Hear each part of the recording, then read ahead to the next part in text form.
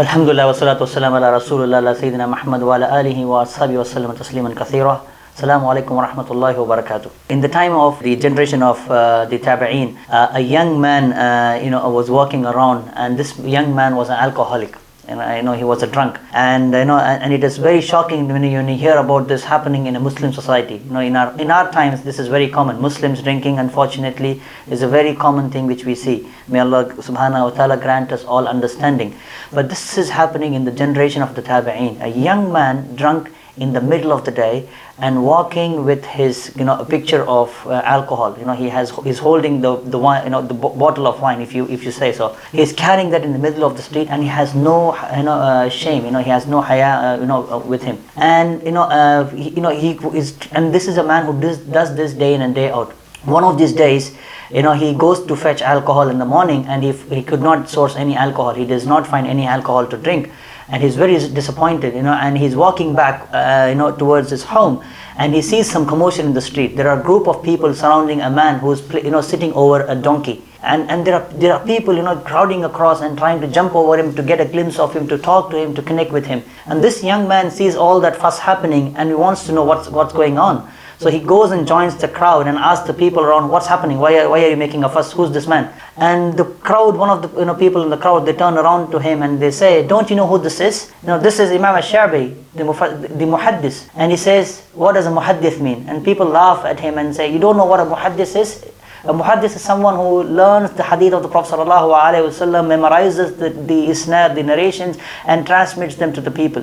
And then, this young man changes his attention towards the man sitting on the donkey. He goes to him, and he has the audacity to stop, with his hand, the head of the donkey. He stops the donkey, and he looks at him in the eye, and he says, if what these people say is true, why don't you go ahead and tell me a hadith from the Messenger sallallahu alaihi wasallam? He challenges the man on the donkey. And who is the man on the donkey? Lo and behold, is Imam al-Shabi rahimahullah ta'ala. To put context, he is one of the teachers of Imam Abu Hanifa rahimahullah ta'ala. In fact, he was the one who instructed the young Imam Abu Hanifa to go and learn fiqh, to go and study the science of fiqh, the knowledge of fiqh. So such a credible scholar. And he, the ulama in our religion have, Allah subhanahu wa ta'ala gives them hikmah. They have wisdom. Allah grants them knowledge and wisdom. So he sees this man, and he's holding a picture of alcohol. He sees him from head to toe, and he comes up and he has this, he knows that I have this short time to pass a message to this young man. And he gives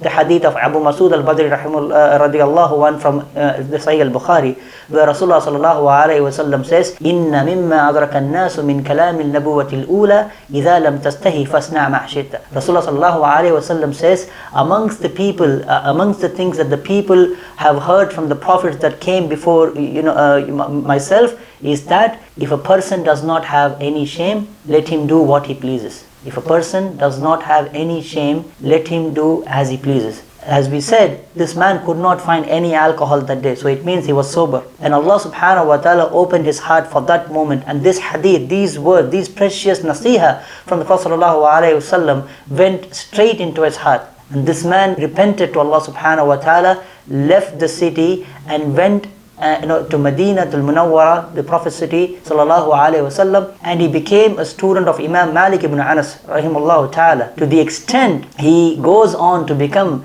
the teacher of the Shaykhain, the teacher of Imam al-Bukhari and Imam al-Muslim. The scholar's name was Abdullah al-Qanabi rahimahullah ta'ala. The message we want to pass across in our times, haya is something which is becoming a scarcity. Haiba is something which is becoming a quality that we do not find in the people anymore. People think, who can ask me, what if I lead a lifestyle which is not in the norms of Islam, which is against the teachings of Allah and His Messenger sallallahu alaihi wasallam. It's my choice, it's my way of life. Well, it's not your way of life. Islam comes to teach us the way of life.